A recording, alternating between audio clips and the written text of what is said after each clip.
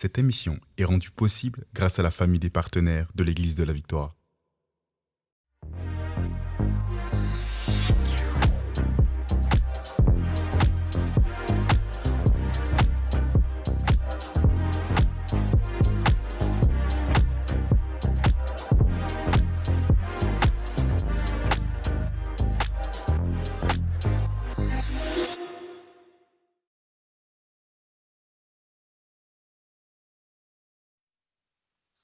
Bonjour à tous et bienvenue dans La Victoire d'aujourd'hui, votre podcast pour avoir du succès dans toutes vos entreprises. Et oui, c'est tout un programme. Et j'ai la grâce d'être avec Lifa encore aujourd'hui. Salut Lifa.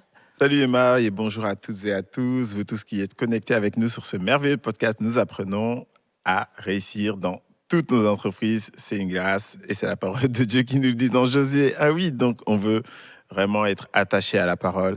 Et tout au long de cette semaine, en fait, on a parlé de comment vous pouvez élever la vie de vos enfants, celles et ceux que Dieu nous a confiés pour que nous puissions être des parents en autorité, en leadership sur eux. Et puis, quand on élève nos enfants, on se rend compte à quel point ils sont différents. Et chaque enfant implique une parentalité, un style de parentalité différente. Donc, avec eux, avec la dernière dont on va vous parler aujourd'hui, à savoir Sarah, on va vous parler un peu de voilà, comment on a pu élever sa vie dans la présence de Dieu. Exactement. Mais Sarah, donc sa particularité, c'est que c'est la dernière. La dernière d'une famille de 5 enfants.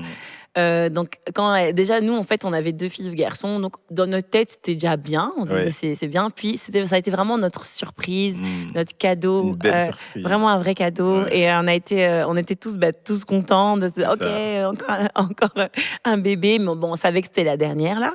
Et puis, comme c'est un cadeau, ça a été aussi un challenge pour nous, Oui. justement, la maternité. Oui, oui, moi j'avais tout donné, toutes les, tu sais, les lits, les machins, les trucs, enfin toutes les affaires pour enfants, maxi-cosy, tout ça.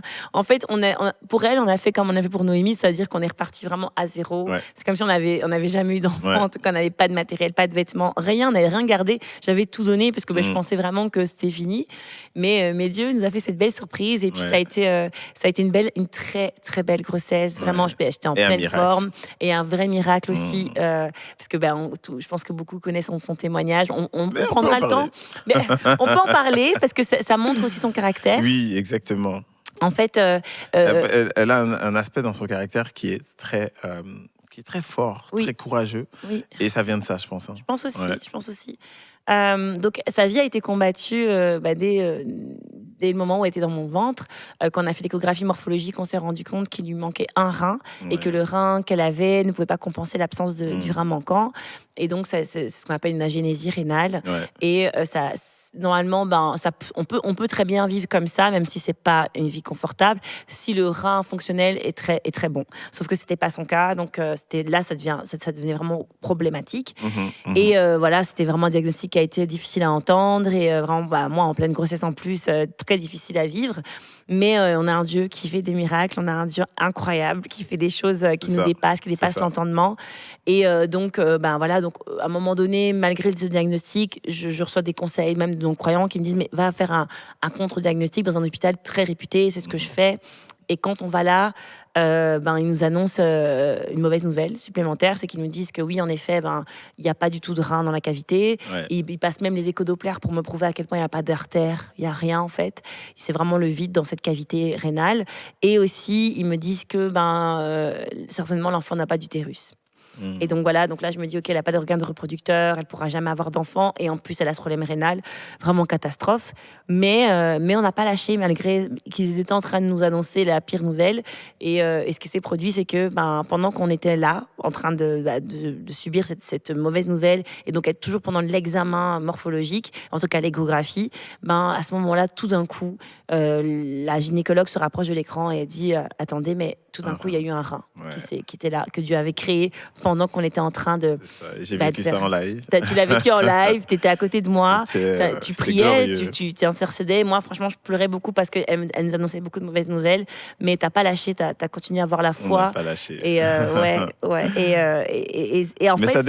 ça témoigne un peu vraiment le caractère de ce bébé-là. C'est que dès le ventre maternel, elle s'est battue. Ouais. En fait, on l'a aidée, bien entendu. On a prié, on a exercé notre foi et Dieu a exaucé notre foi. Mais vraiment, elle aussi, j'ai l'impression que vraiment, elle s'est battue. Ouais. Et quand on la voit aujourd'hui, elle est très grande Très de grande, taille. mon Dieu. Elle a Elle a une tête en plus Oui. que tous les gens de sa classe, au moins une tête en Elle plus. fait du basket. Pour donner une idée aux gens, parce que c'est difficile à comprendre, pour donner une idée, elle joue au basket. Mhm. Elle va avoir 7 ans, là, cette semaine. Elle va avoir 7 ans, mais elle joue avec les 9-10 ans. Voilà, Et elle n'est c'est pas ça. plus petite qu'eux. Et elle a la même taille qu'eux. Elle a la même taille qu'eux, et c'est des Exactement. garçons. C'est ça. Donc ça, il faut le savoir. C'est Voilà, ça. c'est un peu le genre de personnage. C'est ça. Ouais. Et puis physiquement, elle est vraiment toute Musclée, mais toute fine. Elle est fine, elle est comme ça, mais Ouais. elle est tonique. Après, elle bouge tout le temps. Elle bouge tout le temps. C'est normal qu'elle Ouais. ne peut pas avoir du Exactement. poids avec cette bouge. Elle bouge tout le temps. C'est ça. Tu lui fais ses cheveux, elle bouge. Tout. Tu la réveilles le matin, elle va manger, Énormément elle bouge. d'énergie. Elle a une énergie débordante. C'est ça. Ouais. Et c'est vraiment le premier point de personnalité que je voulais mettre en avant. C'est sûr que c'est la dernière d'une famille, donc elle en a d'autres qui correspondent un peu justement à cette position qu'elle a dans dernière d'une famille nombreuse. Mais je voulais mettre celui-là en avant parce que j'ai l'impression que c'est vraiment la personnalité, le trait auquel Dieu voulait attirer notre attention. C'est qu'en fait, l'enfant qu'il nous donne, là, qu'il nous confie, c'est un enfant c'est une vraie battante. Ouais. Qui se bat dès le ventre maternel et non pas que la vie lui réserve énormément de défis, mais que, en tout cas, si elle en rencontre, elle est prête. Ouais. Elle est prête à justement elle les relever et elle les remportera vraiment par la foi. Mais c'est vrai, elle est la dernière d'une famille, ce qui implique que aussi elle a cette fragilité-là, ce besoin-là d'être couvée, d'être aidée. Même si elle sait le faire, Oui. elle va quand même le demander. Mhm. Donc c'est un peu aussi, je pense que c'est un trait particulier avec la dernière d'une famille. Et nous, ce qu'on fait, c'est qu'on essaye vraiment de lui apprendre que c'est forcément, même si tu sais, quand tu sais le faire, il faut que tu le fasses. Il faut pas que tu nous attendes, parce qu'il faut l'encourager là-dedans, même si elle est la dernière d'une famille et qu'il y a beaucoup de gens qu'elle pourrait solliciter pour l'aider, elle peut le porter elle-même là. C'est vraiment ça. Parce qu'il y a eu un temps où c'est notre dernier, on savait que c'est notre dernier bébé. Donc déjà nous, on l'appelle tous bébé dans la famille, bébé. Donc forcément, elle, toute la journée, elle entend que je suis un bébé. Et donc, elle en joue aussi. Elle a bien compris que, voilà. Mais à un moment, je pense que c'était l'année dernière, tu m'as dit, écoute Emma, faut que tu arrêtes de l'habiller là le matin. Elle est grande en fait. On l'a jamais fait avec les autres. On n'a jamais fait ça. Jusqu'à aussi longtemps. Jusqu'à 6 ans, jamais. Enfin, je sais, c'est spécial. Il y a peut-être d'autres familles qui font différemment, mais nous, en tout cas, nos enfants étaient autonomes assez vite. Voilà, je pense déjà à 4 ans, ils s'habillaient pas mal tout seuls. Donc c'est vrai que moi, je l'habillais encore et tout, alors qu'en plus elle est très grande et tout. Et c'est vrai que tu m'as dit, Emma, faut que tu arrêtes ça. Et ça n'a pas été facile pour moi parce que je crois qu'on sait que c'est le dernier enfant. On veut profiter on veut faire durer le plaisir de chaque étape, tu vois. Et donc, mais quand tu me l'as dit, je me suis dit, c'est vrai, t'as raison. Il faut l'habituer à se débrouiller aussi. Et donc, c'est ce qu'elle a fait. C'était difficile au début. En fait, c'est pas qu'elle savait pas le faire, c'est qu'elle voulait pas le faire. Ouais, c'est ça. Et ça, justement, cet aspect-là où elle se sent un peu comme un bébé et il faut être absolument avec elle. Et puis des fois, juste, elle pense qu'elle peut dire non. On va le voir justement à l'école, où là, justement, il y a une grande attention qu'on va devoir donner, notamment quand elle prépare ses devoirs, quand elle fait ses leçons. Parce qu'en fait, des fois, elle va juste se dire « Ah, j'ai pas envie ». Mais on lui dit « Mais là, maintenant que tu es à l'école, en première année primaire, donc il y a un challenge là pour qu'elle comprenne que, à un moment donné, on n'a pas que des pouvoirs, on a aussi des devoirs, on n'a pas que des droits, on a aussi des moments où il y a des obligations, notamment comme celui de bien travailler. Donc ça, je pense que c'est le challenge qu'on a lorsqu'on a une famille nombreuse ou lorsqu'on a un enfant unique, un dernier enfant. Ouais. C'est vraiment lui faire comprendre, parce qu'en fait, on l'a tellement choyé. On l'a tellement couvé que quand viennent les obligations, tout d'un coup, elle se dit, mais comment ça se fait? Je pense que je n'avais pas signé pour ça, là. Mais en plus, ça me fait penser à une anecdote. Quand elle apprend à lire et à écrire et tout, là, elle est en première primaire, donc on est en plein dedans, mais déjà avant, en maternelle et tout. Et c'était drôle parce qu'à un moment donné, donc je lui dis, je pense que je lui parle d'un mot, je lui dis, ça commence par ça, etc. Puis elle me dit, moi, j'ai pas envie de l'écrire comme ça. De toute façon, il n'y a pas de règles. Oui. Et je lui dis, il y a littéralement des Il y a règles littéralement des en règles grammaire. C'est un peu le grammaire. concept même de la grammaire, c'est qu'il y a, Ouais. c'est que ça en fait. Mais pour elle, elle s'est dit, il n'y a pas de règles. J'ai envie d'écrire maman J'ai avec envie, un j'ai envie. P. Voilà. Oh, écoute, il n'y a pas de règles. Et donc, c'est drôle parce qu'on voyait vraiment tout un C'est trait ça. de sa personne, qui a un enfant qui pense que elle peut faire un peu ce qu'elle veut parce qu'il y aura toujours quelqu'un pour la consoler. Ouais. Si par exemple, moi, je vais la punir, 2 secondes après, je vois qu'elle est plus au coin parce qu'en fait, Noémie l'a dépunie ou Sam lui a fait un câlin ou C'est ça. Tom, peut-être pas Tom, mais Lisa est passée par là. Et, puis Ouais. et donc finalement, elle a l'habitude que les punitions ne durent pas tellement longtemps parce qu'on finit Mm. toujours pas. Il y a bien quelqu'un qui aura le cœur de dire oh la pauvre petit cœur, C'est le ça. petit cœur de la famille.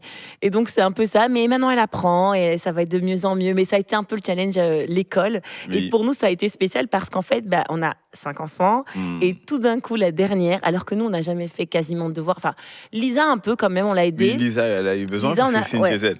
Lisa, Donc, on c'est l'a la aidée quand même. particularité des Gisèle. C'est Ouais. ça. Lisa, il n'y a pas de souci. C'est vrai qu'on a dû l'aider pour écrire et tout ça, à lire. Mais la plupart, franchement, ils sont rapidement Oui, débrouillés. oui. Les devoirs, on ne regardait Ouais. pas trop. Tom, il est très autonome aussi. Bien qu'on l'a aidé quand il est arrivé au Canada parce que c'était un challenge pour lui, l'accent spécial. L'accent, Lui, ça a ouais. été difficile pour lui, cette adaptation-là. Ouais. Mais c'est ça. Donc, Sarah, tout d'un coup, on se retrouve avec un enfant qu'il faut. Mais elle, franchement, par rapport aux autres, c'est un cran au-dessus. Donc, c'est une vraie attention. C'est des devoirs supplémentaires. Oui. C'est vraiment prendre son temps, c'est de pas être. Par exemple, ça c'est vraiment la preuve qu'on doit s'adapter à chaque enfant. C'est un conseil que je donne à tous les parents qui m'écoutent. N'exigez pas la même chose de l'un et Non. de l'autre, ça sert à rien. Ni les comparer d'ailleurs. Et ne les comparez pas, ça ne sert à rien, c'est ridicule. Je sais que nous, en tant qu'Africains, moi en tout cas, j'ai été élevée dans une famille et c'est pas mal fait, c'est juste que c'est comme ça, c'est la culture. C'était tout le monde devait avoir dans les 90, on est belges, donc on disait 90, Ouais, 90 90%. Ça, c'est la base. On ne peut pas aller en dessous. C'était comme ça. Quand une fois j'ai eu un 89%, il faut voir comment j'avais peur de rentrer à la maison. Alors que 89, c'est très C'est bien. génial. Mais c'est pour dire que on essaye. C'est pas que mes parents ont fait des erreurs, c'est qu'ils ont fait avec ce qu'ils avaient aussi. Aujourd'hui, il y a beaucoup. C'est leur modèle. C'est leur modèle. Ils sont des Aujourd'hui, bons on a modèles. d'autres outils, et notamment ce podcast. Moi, je crois que c'est un outil. Et donc, je pense que c'est un conseil que je vais donner à beaucoup de parents. C'est pas parce que vous avez 5 enfants et que les 4 premiers avaient 90% de moyenne. Nous, c'est notre cas. C'est pas pour autant qu'il faut attendre. Nous, Sarah.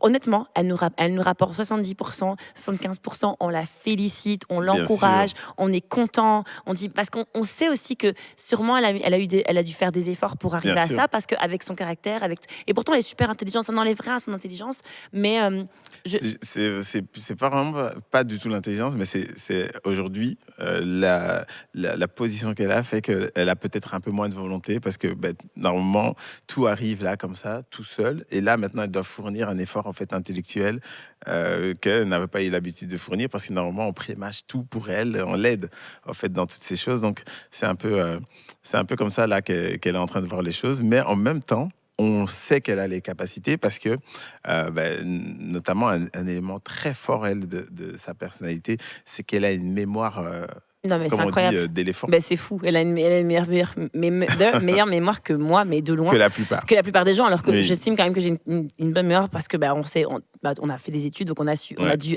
emmagasiner beaucoup d'informations. Mais Sarah, elle a une mémoire des événements qui est hyper précise. Pourtant, elle est petite en plus. Franchement, Ouais. elle a 7 ans. Tout, mais genre des histoires d'il y a je sais pas combien d'années, elle va te dire ah maman, tu te rappelles ce jour-là, tu portais tel vêtement et on a fait ça. Ouais. Et toi, tu es là, tu dois même réfléchir, tu te dis soit elle De invente. quoi elle parle Mais de déjà quoi elle parle? Et puis, Et après quand on se coup, souvient de l'événement, on s'en tu dis, souvient mais pas avec c'est autant de précision.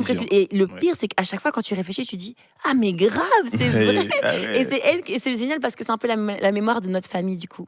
Oui. C'est vraiment génial parce que quand on veut pas se remémorer, parce qu'on aime nous, on est une famille un peu, on aime bien la nostalgie, On aime les beaucoup souvenirs, les ouais. souvenirs. On aime ça, on aime les photos de quand ils étaient petits, on les regarde ensemble à 7, même Noémie qui a 16 ans, Ouais. on se met à 7, c'est un peu une activité familiale bizarre, mais Ouais. c'est ce qu'on Mais fait. c'est génial. C'est génial et on se regarde les photos et tout.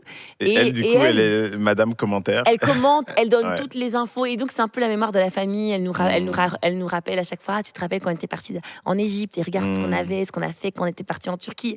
Et on est là, on dit mais elle se rappelle de tout, c'est fou. Exactement. Et c'est super agréable d'avoir un enfant qui a une si bonne mémoire parce que du coup tous les événements de la vie, tout ce qu'on fait, on sait qu'on va avoir quelqu'un qui va nous le rappeler un jour. ouais. Et donc, on aime faire des activités. Donc, quand on est parti en vacances, quand tu vas... et toutes les destinations, elle se souvient. Elle va dire, Oui. ah, au Mexique, c'était comme ça. Ouais. Et là-bas, c'était comme ça. Et c'est vraiment riche. Parce que du coup, chaque fois qu'on va parler en famille, elle va nous rappeler. On va passer vraiment des moments géniaux parce que c'est elle, notre petite mémoire, notre mémoire de famille. C'est trop bien. Donc ça, c'est vraiment un grand talent qu'elle a. Ouais, c'est Tu un vois, et talent. comme quoi, en fait, ça me fait vraiment aussi penser à... en fait, tous les standards de la société, je crois qu'il faut vraiment faire attention à ça. Bien Faut sûr. faire attention à toutes les boîtes dans Aux lesquelles on veut cases. ranger nos enfants. Ouais. Nous, en tout cas, quand elle arrive en primaire, on nous a dit « Ah, c'est difficile ». Des mots, un peu des paroles de condamnation. « C'est difficile, Sarah. C'est dur, elle a du mal. » Enfin, plein de choses négatives. Mais nous, on a Dieu et on sait que... Déjà, on connaît notre Dieu. En plus, on l'a objectivé aussi. Oui, après, On avait passé des tests aussi de QI. Oui. Donc, comme Quand on est on venu au changeait de Canada, pays, ouais, on s'est c'est dit c'est intéressant de le faire quand même. Et Ouais. puis, on avait vu un QI élevé. Ouais. Et maintenant, après, face au travail, c'est vrai que Sarah, c'est son challenge. Elle a son challenge, mais elle va le relever. Ouais. Et un jour, on se rappellera de cette époque en se disant, regarde, elle avait peut-être 70% et aujourd'hui, et peut-être qu'elle n'aura pas 90%, mais ça ne dit pas qui tu es. Oui. Et en fait, le 90, ça veut rien dire. C'est pas forcément qui tu Ce es. sont des cases, C'est des cases, à une ouais. période X. Exactement. Et en fait, franchement, c'est très important C'est de ne pas super déclarer important. au fait, des choses négatives sur Ouais. les enfants parce qu'on a vu qu'une case n'était pas cochée à une période Exactement. X. Parce qu'en fait, ça dépend aussi de son caractère, ça dépend de la forme Et d'apprentissage il y a qu'elle des a. types d'intelligence. Ouais. Et des formes Et puis la forme d'apprentissage aussi que l'enfant est capable d'assimiler en fonction de son intelligence. C'est ça.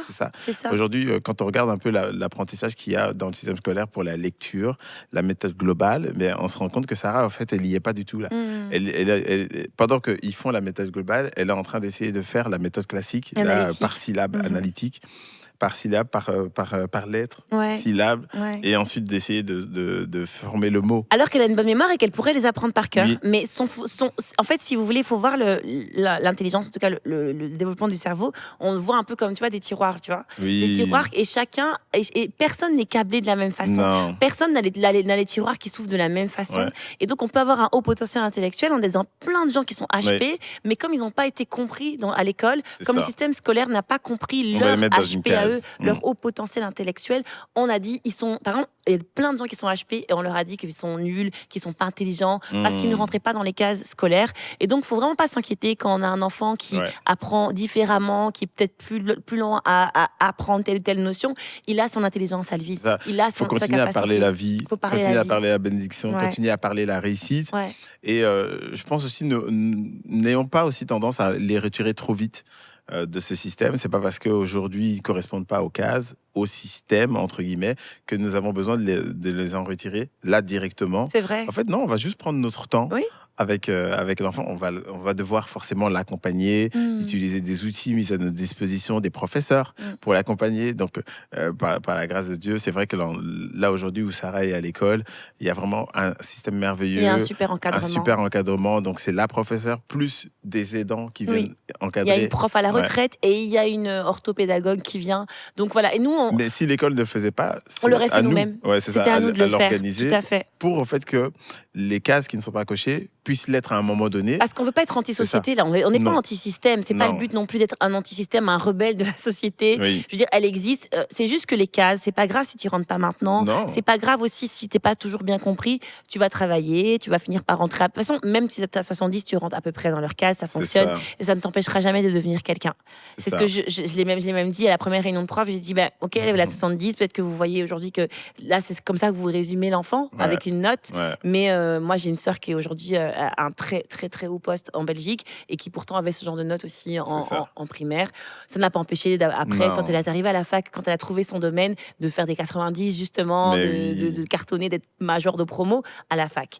Donc moi, je suis vraiment pas inquiète et c'est vraiment ça, c'est le fort aussi d'un parent chrétien. On ne doit jamais s'inquiéter, il faut refuser l'inquiétude. Ne pas accepter au fait la condamnation, peut-être qui est formulée, et puis eux, les professeurs ou peu importe. C'est ceux que vous allez avoir comme interlocuteur en face de vous. Pour eux, c'est peut-être un dossier, c'est tout. Mais pour vous, c'est votre enfant. C'est ça. Il ne faut pas accepter comme ça. Et puis, même devant eux, prenez la défense. Tout le temps. Déclarez au fait que tout le temps. ok, j'entends la dans laquelle vous le mettez, mais c'est pas ça. C'est pas la case dans laquelle mon enfant est. Exact. C'est éphémère. parce qu'en fait, elle est très intelligente. Déclarez-le, que ça. même eux entendent Ouais. ce qu'elle est réellement. C'est exactement ce qu'on fait et c'est vrai que c'est drôle parce que ça c'est vraiment important aussi, je pense, ça fait partie de ce qu'on est, mais je pense à un conseil qu'on peut donner à tout le monde, soyez présents. Montrez aux profs que vous existez, Oui. que vous êtes là. Oui, Parce que ça, c'est vraiment important que les profs sentent qu'il y a il y a des gens derrière. il y a un suivi. C'est pas juste l'enfant de 70% là, mais c'est vraiment, il y a des gens derrière, il y a des C'est parents ça, derrière, c'est ça. il y a des personnes qui ont aussi des aptitudes derrière elles. Mhm. Et donc, parce que sinon, en fait, si l'enfant est un peu esselé, Ouais. si l'enfant est un peu livré à lui-même, si nous, on n'est pas présent, si on montre pas que... Bon, moi, je sais, il faut toujours que je suis intense. Il m'interdit d'envoyer certains mails parce que j'aime bien envoyer des mails, mais j'aime parce que ça me montre ma présence aussi.